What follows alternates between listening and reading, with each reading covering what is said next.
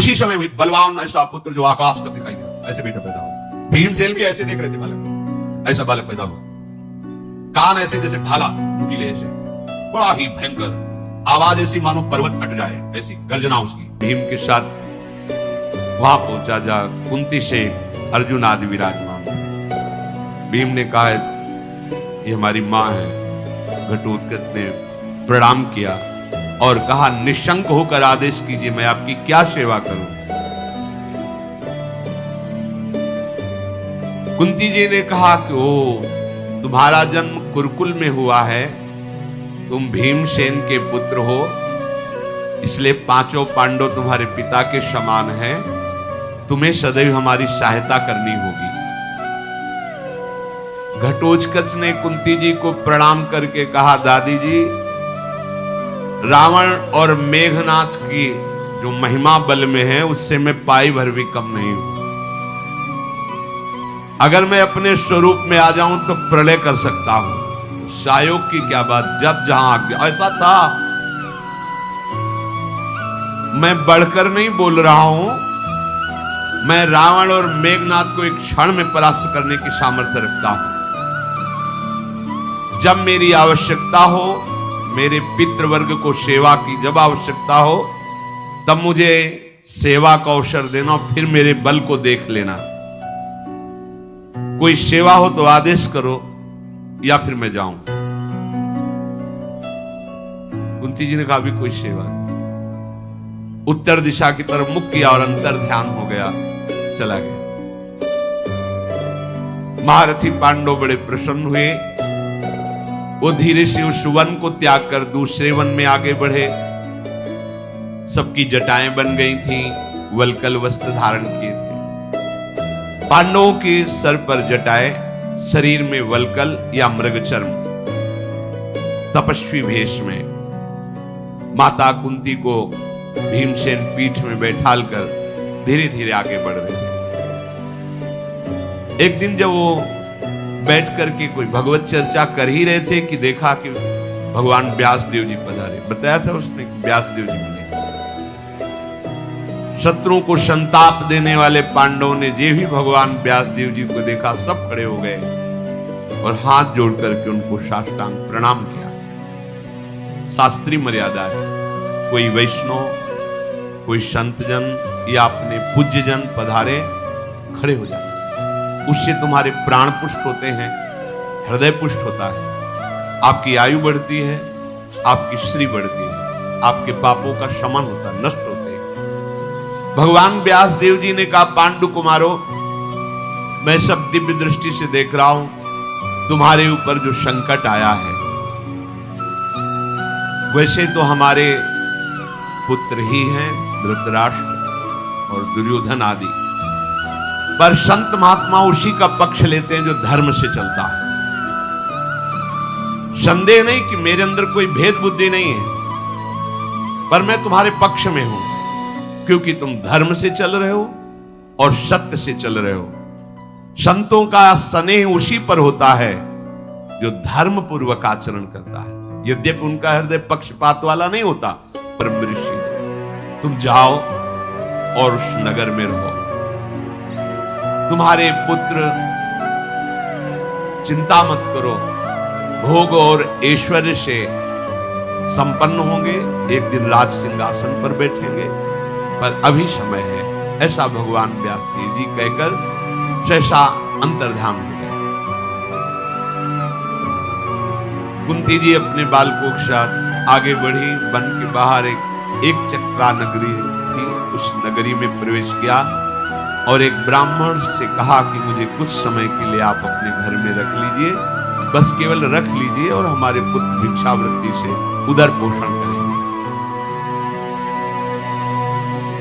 उस ब्राह्मण ने, जो एक चक्रा नगरी में रहता था, बड़ा प्रसन्न हुआ। ऐसे महारथी 5 और कुंती देवी का वो सौम्य स्वरूप देवी है, साक्षात भगवत भक्ता हैं, इनके समान कौन भक्त होगा जो भगवान से प्रति कदम में विपत्ति मांग रही कि प्रभु मुझे हर कदम कदम पर विपत्ति मिले, क्योंकि विपत्ति में मैं आपके स्मरण में, आपके प्यार में और आपको सामने देखा है। मुझे ऐसा सुख संपत्ति नहीं चाहिए जिससे मैं आपको भूल जाऊं। पांडवजन वहां भिक्षावृत्ति के द्वारा जीवन निर्वाह करते रहते थे। प्रतिदिन शाम टाइम भिक्षा मांगने जाते थे, 24 घंटे में एक बार। और जब भिक्षा लाते थे तो कुंती जी के चरणों में समर्पित करते, मां भिक्षा लाया हूं, इस समर्पित। कुंती जी भाग करती, उससे आधा भाग निकाल करके भीम को दे देती, आधे में नकुल सहदेव, अर्जुन, युधिष्ठिर और आप पाते, आधा भीमसेन को दे देती थी। माता के साथ भिक्षा का उपयोग करके वही रहते हैं। एक दिन की बात है, युधिष्ठिर जी, अर्जुन जी, नकुल सहदेव जी भिक्षा के लिए गए। किसी कार्य के लिए भीमसेन को कुंती जी ने रोक लिया। अभी वो भिक्षा को निकले ही थे, इनको रोका ही था कि उसी ब्राह्मण के घर में बड़ा आर्तनाद सुनाई दिया, रोने का। इतनी जोर का दुखद आर्तनाद कि कुंती जी रोक न सकी, वहां समीप गई। पहले सोचा देखे तो है कष्ट क्या, एक खंभे की आड़ में हो गई। उस समय वो जो ब्राह्मण था रो रो के कह रहा था कि तुम सब निश्चिंत रहो, मैं मरूंगा, पर यदि मैं मरा तो पूरा परिवार अनाथ हो जाएगा। मैं क्या करूं, मरना ही पड़ेगा। तो ऐसा क्या है कि मरना पड़ेगा?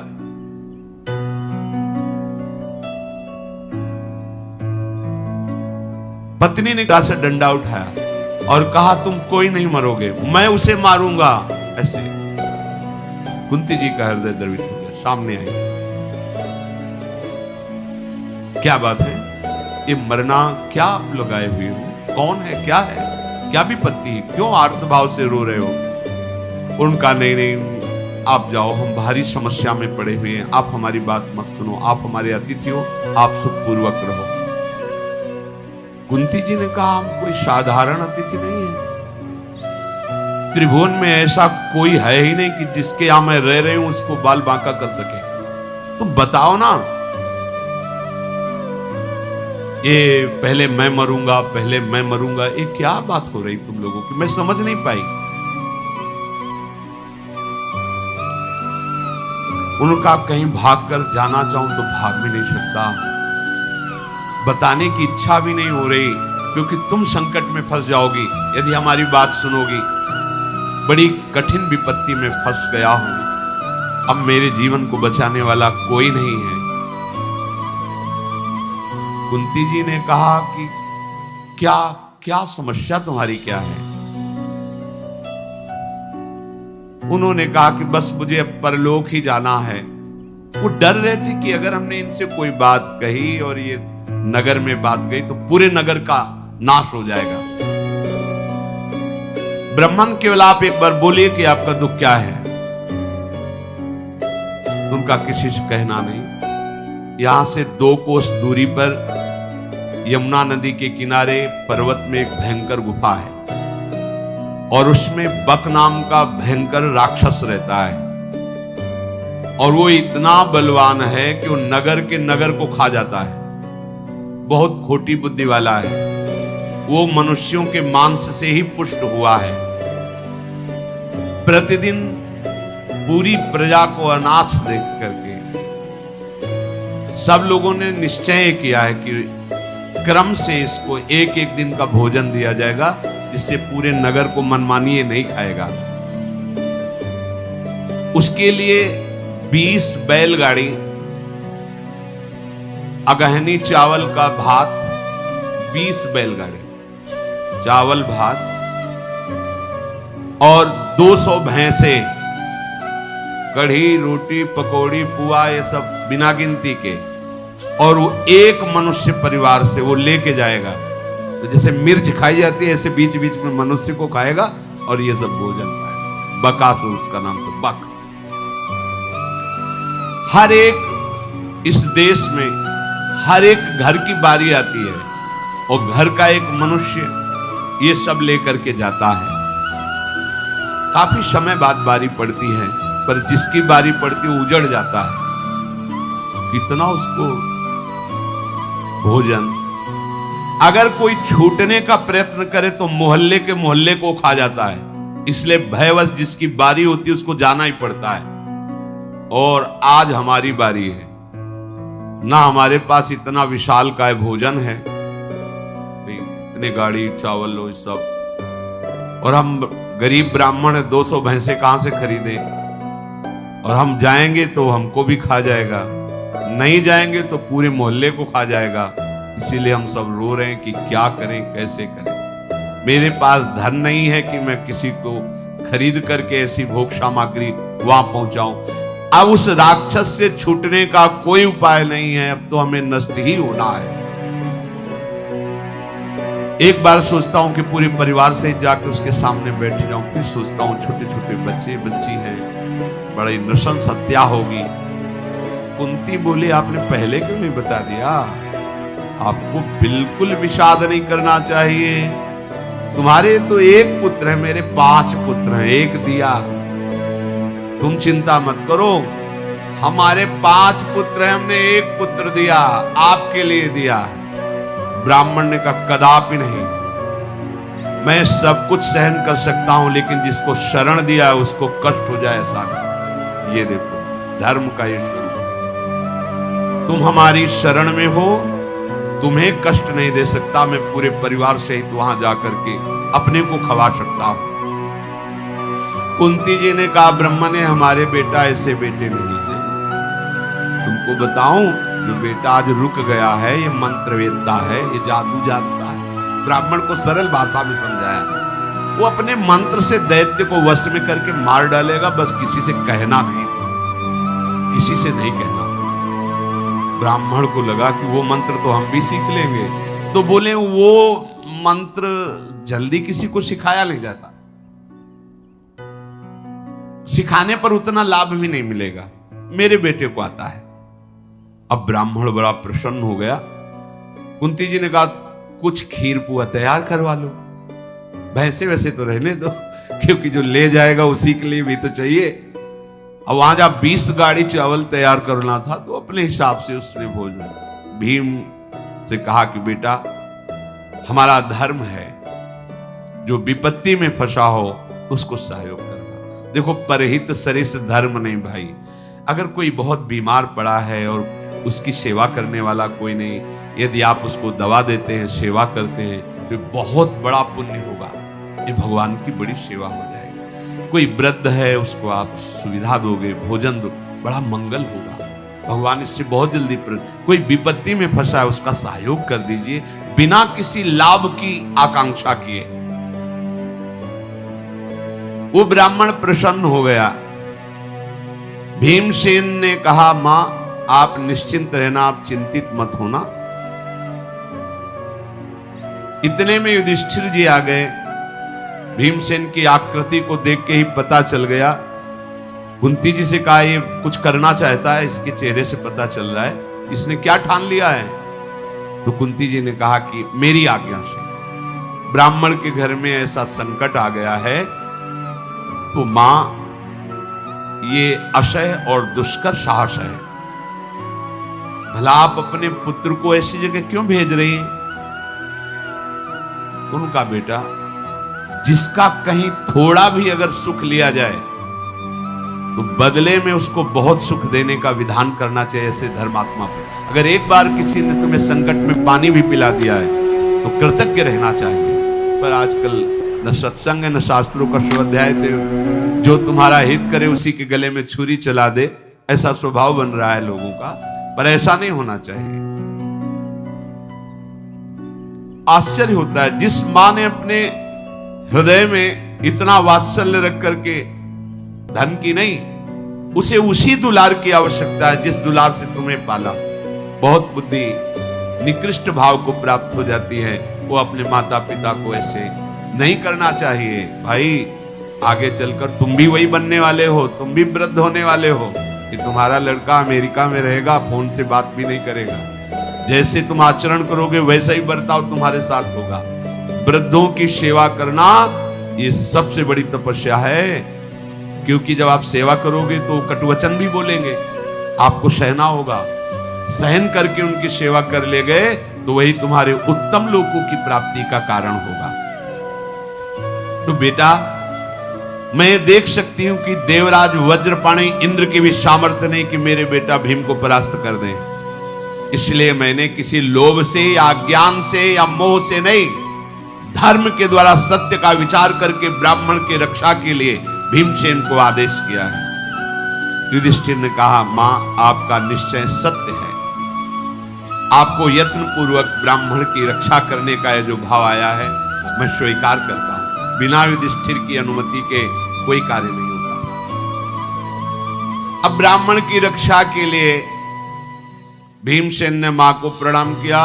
ब्राह्मणों को जो उनके घर में रहते थे उनको दाहिने करके प्रणाम मुद्रा में होकर वो सब सामग्री लेकर गए और उसकी गुफा के सामने दहाड़ लगाई और बैठकर पुआ पूरी खीर जो ब्राह्मण ने बना दिए थे खा ली। और निकला राक्षस, उसने देखा कि ये मेरे लिए लाया हुआ भोजन तो स्वयं चट कर रहा है, वैसे वैसे तो दिखाई नहीं दिए। बहुत क्रोधित हुआ। भीमसेन भोजन कर रहे तो आया और दोनों हाथ से घूंसा बांधकर भीमसेन की पीठ पर प्रहार किया। भीमसेन पाते रहे, बार बार वो प्रहार करता, वो बोले भी नहीं।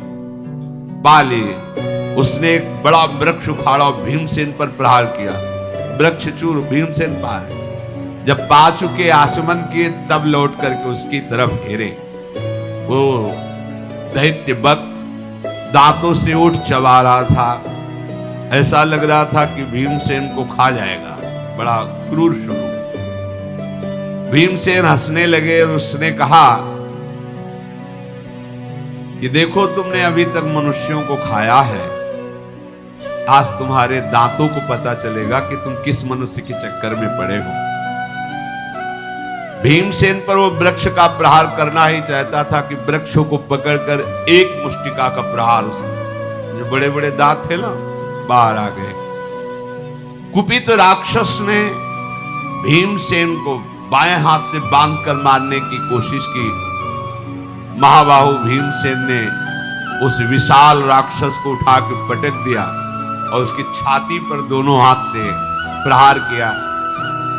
बेहोश हो गया।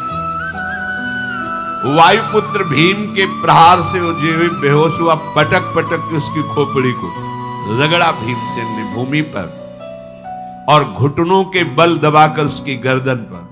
थोड़ी देर में उसके प्राण निकल गए। जो प्राण निकलते समय चिल्ला रहा था तो जैसे फटा नगाड़ा आवाज दी, ऐसी आवाज उसकी हो रही। कोई नंबर नहीं आएगा। उसको ऐसी जगह पहुंचा दिया है कि अब पूरा नगर सुखपूर्वक रहे। सवेरा होते ही जो लोग बाहर नगर के निकले, देखा वो राक्षस मरा हुआ। बहुत प्रसन्न हुए, पर सबने जानने की कोशिश की किसने मारा, पर किसी को पता नहीं चला। इसलिए सबको लगा कि सबकी रक्षा करने वाले भगवान ने इसे मार करके हम लोगों की रक्षा की।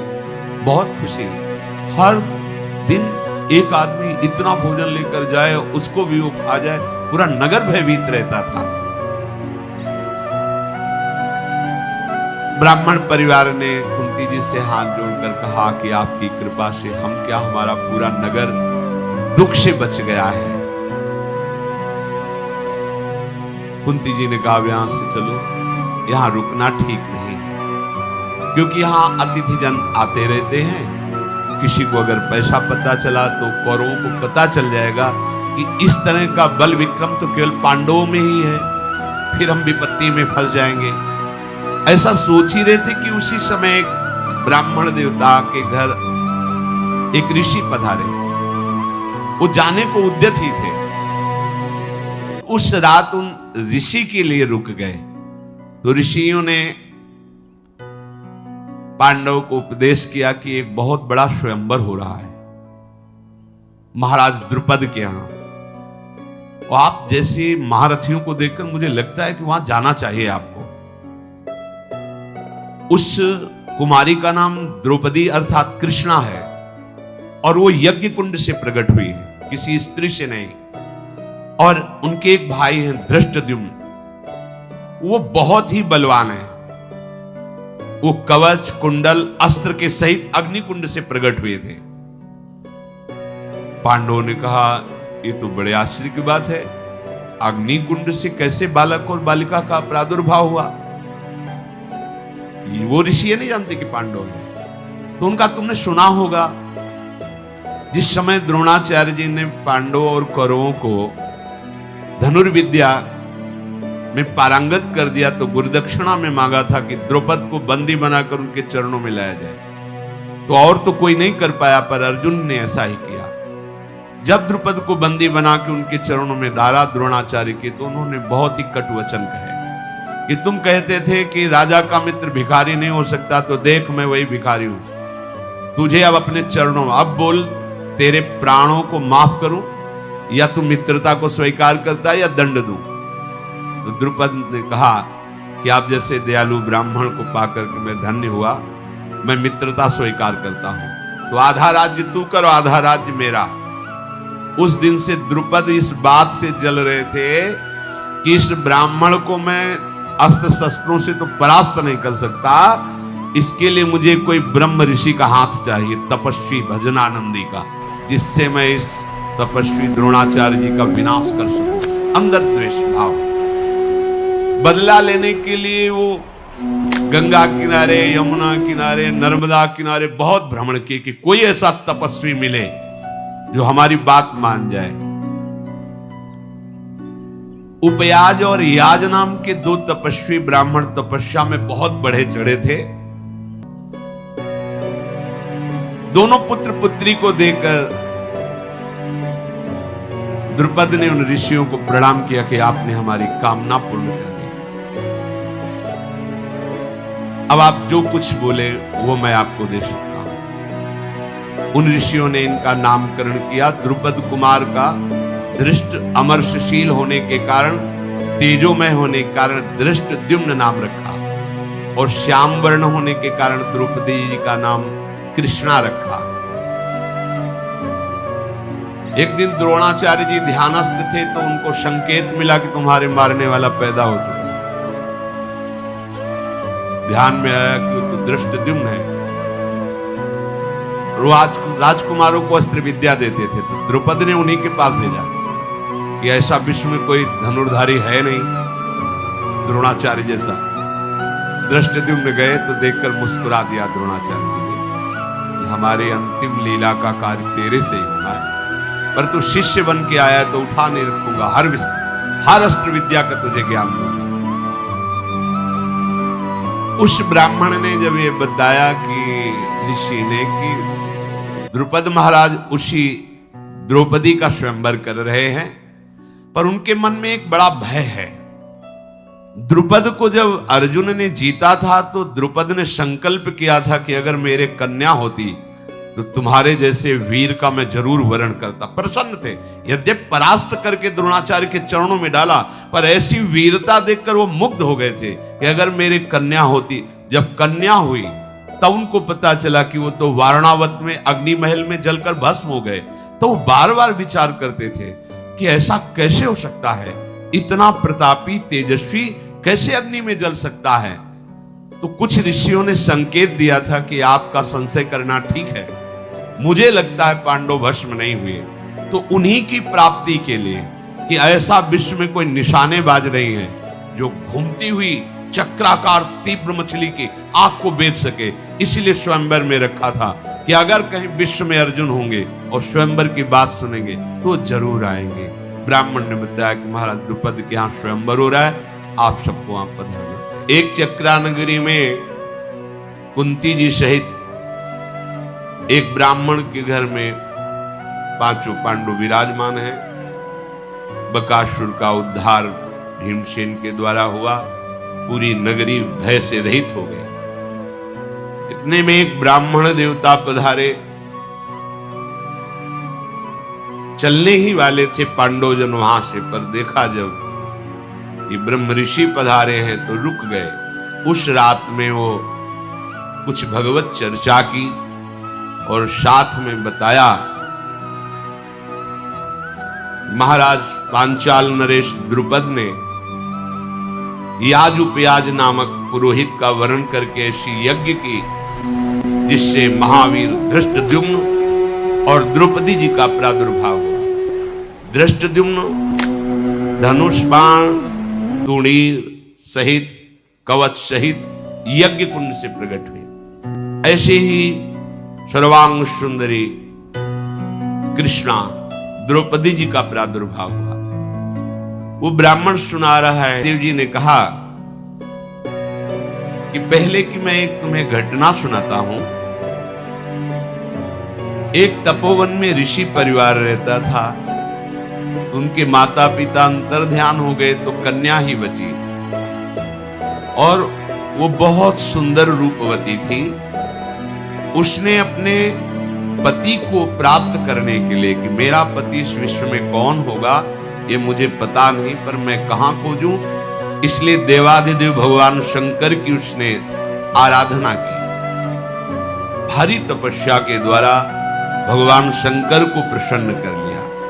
जब भगवान शंकर प्रकट हुए तो उसने बार बार यही कहा, मुझे पति चाहिए, मुझे अनुकूल पति चाहिए, मुझे महाबली पति चाहिए, मुझे धर्मात्मा पति चाहिए, मुझे सत्यवान पति। 5 बार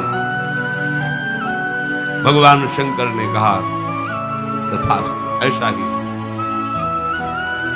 तुमने 5 बार मांगा इसलिए तुम्हें 5 पति प्राप्त होंगे,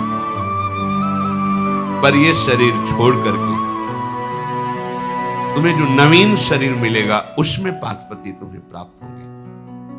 तो हे कुंती और कुंती नंदन, वही देवी भगवान शंकर की जो आराधना करके 5 पतियों का वर प्राप्त किए, वही द्रुपद कन्या द्रौपदी के रूप में प्रकट हुई है। ये उत्तम बात तुम अपने मन में बैठा लो, इससे आगे प्रश्न नहीं आएगा। बस इतना कहकर भगवान व्यासदेव जी अंतर्धान हो गए। जिधर अंतर्धान हुए उस दिशा को प्रणाम करके पांडवजन आगे बढ़े। वो पांचाल देश की तरफ यात्रा कर ही रहे थे कि सोमाश्रयायण नामक एक तीर्थ आया जो गंगा के पावन तट पर है। अर्जुन हाथ में मशाल लिए हुए थे। रात्रि का समय था। जो ही आगे बढ़े तो वहां गंधर्वराज अंगारपर्ण, जिसे चित्ररथ कहते हैं, वो अपनी अप्सराओं के साथ विहार कर रहा था। उसने जो ही मशाल लिए किसी को आते देखा तो पैरों की धमक से पहचान गया कोई महावीर है, क्योंकि जिसके चलने से पृथ्वी में धमक हो रही, कोई साधारण नहीं। उसने आगे बढ़ते हुए पांडवों को रोक दिया और आवेश में आकर कहा कि तुम्हें पता नहीं, रात्रि का समय मनुष्यों के लिए शुभ नहीं होता।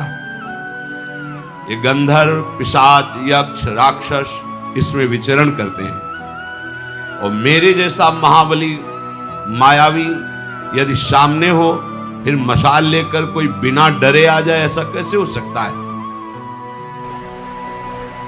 ये रात्रि हमारी होती है, तुम मनुष्यों की नहीं। तुम्हें नहीं चलना चाहिए था रात्रि में। अगर तुम लोभवश यात्रा कर रहे हो तो मूर्खो, हम तुम्हें दंड देंगे, ऐसा गंधर्व ने कहा।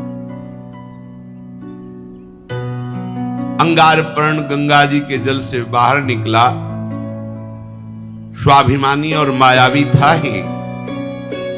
उसने कहा, जहां मैं उपस्थित होता हूं वहां बिना सर नवाए कोई राक्षस, यक्ष, देवता या मनुष्य नहीं आता जैसे तुम आ रहे हो, इसलिए मैं तुम्हें दंड दूंगा। अर्जुन ने कहा, कोई हमारा अपराध तो है नहीं। गंधर्व, ये सरिताओं में श्रेष्ठ भागीरथी गंगा है। यहां दिन में आए या रात में आए, संध्या में आए या दोपहर में आए, ये मां है, सबको परम पावन करती है। कोई ऐसा विधान तो नहीं कि रात्रि के समय गंगा के समीप नहीं जाया जाता, ऐसा तो कहीं लिखा नहीं। रात रात भर बैठकर गंगा किनारे भजन करते हैं संत जन। तुम ऐसे कैसे बोल रहे हो? गंगा यमुना यदि इनके समीप बैठकर जैसे भजन है, साधन है किया जाता है, तो हजारों गुना बढ़ करके उसका लाभ प्राप्त होता है। ये गंगा तो मूर्तिमान ब्रह्म स्वरूप है, परम पवित्र है। तुम ऐसा कैसे निर्देश कर सकते हो कि आप मनुष्य रात्रि में नहीं आ सकते? ऐसा न हमने कभी ब्रह्म ऋषि से सुना है, न कभी शास्त्रों में पढ़ा है। तो तुम हमें रोक कैसे सकते हो? भागीरथी के पावन जल पर सबका अधिकार क्योंकि उमा है, तुम्हारा ही अधिकार तो नहीं है। अर्जुन की बात सुनकर चित्ररथ गंधर्व बहुत क्रोधित हुआ और धनुष पर प्रत्यंचा चढ़ाकर विषैले बाणों को पांडवों के ऊपर प्रहार किया। अर्जुन ने अपनी मशाल से ही उन बाणों को नष्ट कर दिया। अर्जुन ने कहा, गंधर्व, साधारण मनुष्यों पर तुम्हारा बल दिव्यास्त्रों का ज्ञान है। मनुष्य होते हुए क्या तुम मुझे मित्र बना सकते हो? जितनी गंधर्व माया है मैं सब तुम्हें दे दूंगा, बस केवल तुम एक बार कहो कि मैं तुम्हें मित्र स्वीकार करता हूं। दिव्यास्त्रों का तो मुझे परिचय नहीं जो तुम्हारे पास है। आज मेरा सब कुछ भस्म हो गया, इसलिए जो मेरा गुप्त नाम चित्ररथ था, अब मैं दग्धरथ हो गया। अब चित्ररथ नहीं कहलाऊंगा। पर यदि तुम महात्मा होकर भी हमें मित्र मान लेते हो तो मेरा जीवन धारण करना हो सकता है। नहीं तो मैं इतना लज्जायुक्त हो गया हूं, तुम मनुष्य हो, मुझे परास्त कर दिया। अर्जुन ने कहा, जो महाराज धर्मराज युधिष्ठिर की शरण में आ गया उसकी हर कामना पूर्ण होती है। मैं तुम्हें मित्र स्वीकार करता हूं। गांधर्व ने कहा, एक विद्या हमारे पास है जिसका नाम है चाक्षुषी। ये विद्या ऐसी है कि जो भी देखना चाहोगे सूक्ष्म से सूक्ष्म, वो तुम्हें विशाल करके दिखाई देगी। कहीं भी किसी भी बात को देखना चाहो, किसी भी लोक की बात को, ये चाक्षुषी विद्या है। जहां तुम ध्यान करोगे वो विशाल रूप से तुम्हारे सामने दिखाई देगी। तीनों लोकों में कोई भी वस्तु कहीं भी हो, तुम अपनी आंख के सामने देखोगे। इस विद्या का प्रभाव है। 6 महीने एक पैर केवल खड़ा रहकर तपस्या के द्वारा गुरु आराधना करके मैंने ये विद्या प्राप्त की थी। इस विद्या के बल से हम सब कुछ देख लेते हैं, कौन आ रहा है, कितना प्रभावशाली है, क्या उसके मन में चल रहा है, आदि आदि। और मैं आपको अपने गंधर्व लोक के ऐसे 100 घोड़े भेंट करता हूं जो पृथ्वी में कभी समानता कर ही नहीं सकते घोड़े। ये आकाश मार्ग से चलने वाले, ये छोटा बड़ा पतला सूक्ष्म महान रूप धारण करने वाले, जिस समय जैसी आवश्यकता होती है। ये जल में भी थल की तरह चलते हैं, वायु में भी चलते हैं, आकाशगामी भी हैं। जिस समय जैसी आवश्यकता हो वैसी गति धारण कर लेते हैं। अर्जुन ने कहा, मैं किसी का दान स्वीकार नहीं करता। तुम बड़ी प्रसन्नता प्रकट करके जो कह रहे हो, मैं दान स्वीकार नहीं करता। मैं वीर हूं, जबरदस्ती छीनता हूं क्षत्रिय धर्म के अनुसार। ये तुम्हारा दान धर्म हम स्वीकार नहीं करते। गंधर्व ने कहा, दान धर्म नहीं, तुमने जीवन दान दिया है, हमें दान दिया है जीवन दान। अब जो कुछ भी हमारा है वो सब कुछ आपका है, आप स्वीकार कीजिए। यदि आपको ऐसा लगता है कि ये दान है तो आपसे एक प्रार्थना है, जिस अस्त्र का संधान करके आपने मुझे तापित किया उस आग्नेय अस्त्र की मुझे शिक्षा दे दीजिए, बराबर हो जाएगा। हम पूरी गंधर्व विद्या, चाक्षुषी विद्या और ऐसे दिव्य घोड़े आपको दे रहे हैं, आप आग्नेय अस्त्र की शिक्षा मुझे दे दीजिए। अर्जुन ने कहा, तो ठीक है, ये सब अपने पास रखो, जब आवश्यकता होगी तब हम ले लेंगे। आग्नेय अस्त्र की शिक्षा मैं तुम्हें देता हूं। गंधर्व बोला कि आपको एक बात मैं अपनी तरफ से बताऊं, मैं जानता था कि आप कौन हैं, पर आप मुझसे जीत नहीं सकते थे। मेरी कमी थी इसलिए जीत गए। अगर तुम्हारी कमी ना होती तो मैं तुम पर आक्रमण भी नहीं कर सकता था। तो अर्जुन ने कहा मेरी कमी क्या थी? बोले तुम तपस्वी वेश में और बिना गुरु के चल रहे हो, इसलिए मैंने आक्रमण कर दिया। तुम्हें पता होना चाहिए कि जिस वेश में तुम चल रहे हो, यक्ष, राक्षसी, गंधर्व, पिशाची, दानवी, ये माया आक्रमण करती है, बैरागी, तपस्वी। और यदि वो गुरु को आगे करके चलते हैं तो ये मायावी जन उनके ऊपर माया का प्रयोग ही नहीं कर सकते। और तुम्हारे सामने कोई गुरु नहीं है और तुम्हारा वेश तपस्वी का है, इसलिए तुम में ये दोष पाकर के हमने आक्रमण किया।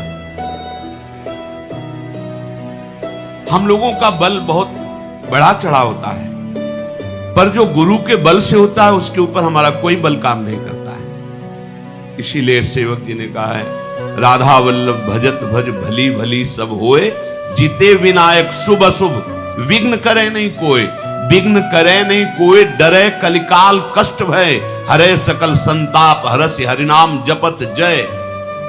जो राधा वल्लभ लाल का भजन करने वाले रसिक जन हैं, यदि उनके चरणों का आश्रय लेकर भजन करो तो कोई भी विघ्न तुम्हें छू ही नहीं सकता, परास्त नहीं कर सकता।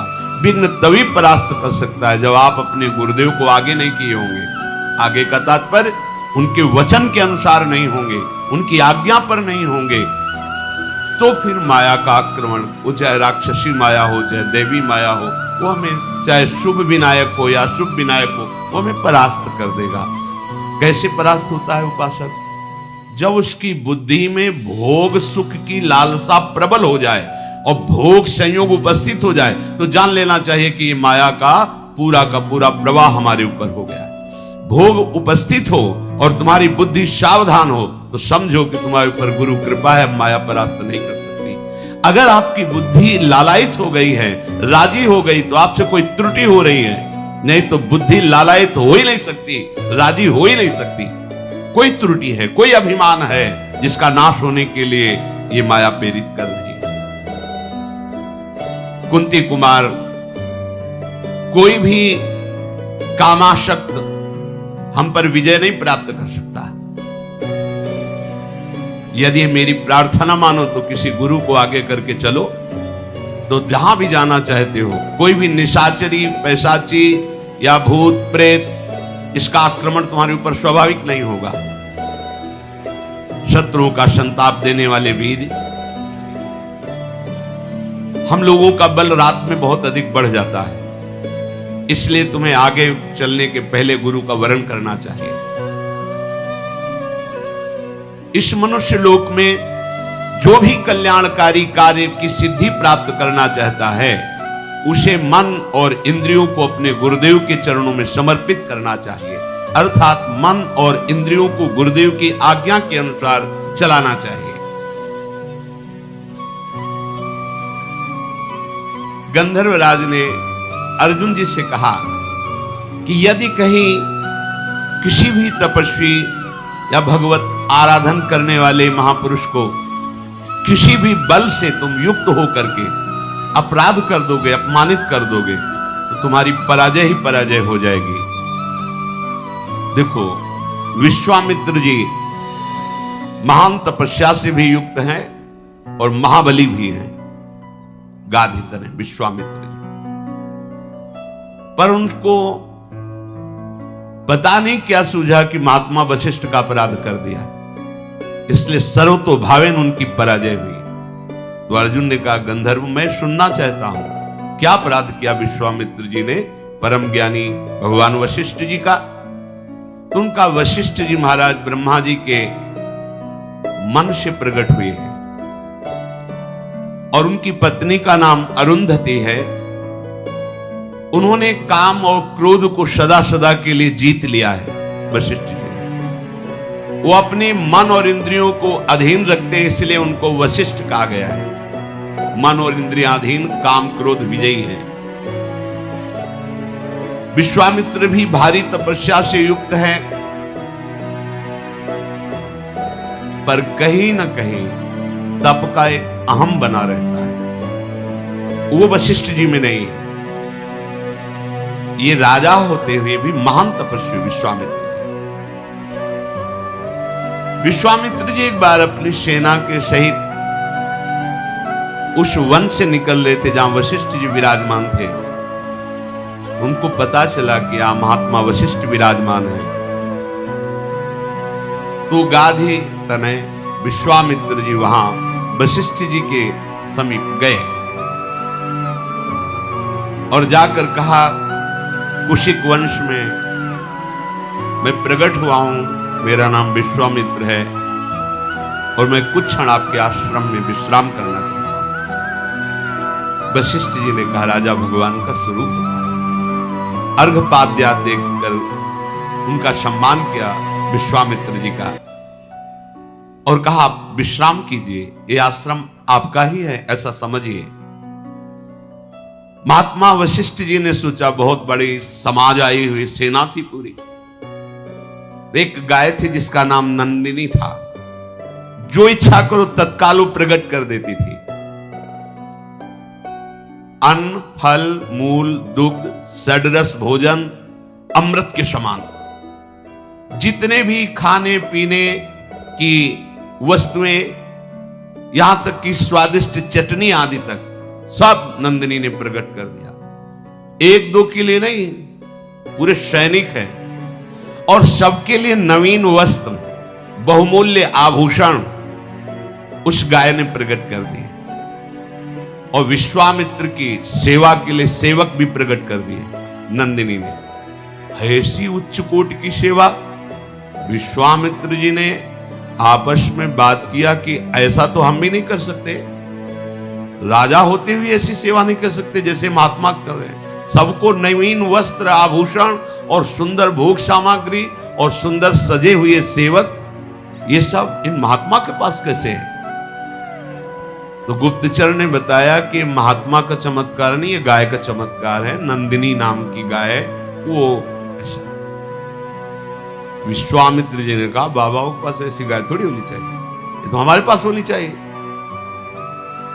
विश्वामित्र जी ने वशिष्ठ जी के पास जाके कहा, 10 करोड़ गाय आपको दूंगा, जितने सेवक कहोगे, पर ये नंदिनी गाय अब हम ले जाएंगे।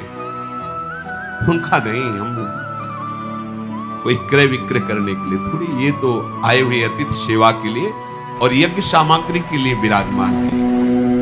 विश्वामित्र बोले, मैं क्षत्रिय धर्म से प्रेरित हूं, मुझे मांगना नहीं आता, मैं प्रार्थना कर रहे हैं, मान लो। तुम तपस्वी ब्राह्मण हो, मैं तुम्हारा अपमान नहीं करना चाहता, सीधे गाय दे दो, यह है क्षत्रिय धर्म।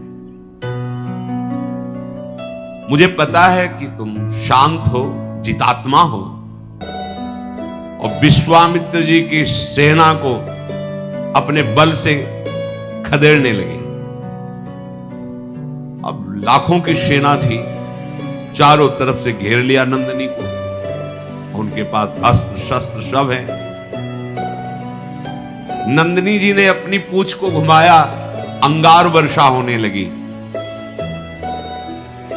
थनों से द्रविड़ वीरों का जन्म हुआ, योनि देश से यवनों का जन्म हुआ, म्लेच्छों का, गोबर से सबरों का जन्म हुआ। ऐसे प्रचंड बलवान क्रोधी स्वभाव वाले ये सब दौड़ पड़े विश्वामित्र जी की सेना। जितनी सेना थी, एक एक सैनिक को 10-10 वीरों ने घेर लिया और ये सब नंदिनी जी से प्रकट हुए। देर नहीं लगी, मारा किसी को नहीं, सबको बंदी बना लिया। विश्वामित्र जी देखे कि एक सैनिक को 10 सैनिकों ने बंदी बना रखा। विश्वामित्र का एक सैनिक और नंदिनी के 10 सैनिक, प्राण किसी के नहीं लिए। बहुत गुस्सा है कि महात्मा इतना बढ़ा चढ़ा है, इसकी गाय में इतनी सामर्थ्य, अब तुम नहीं बच सकते। विश्वामित्र जी ने वशिष्ठ जी से कहा, अब तुम नहीं बच सकते, तुम्हारे अंदर क्षमा होगी लेकिन मेरे अंदर नहीं।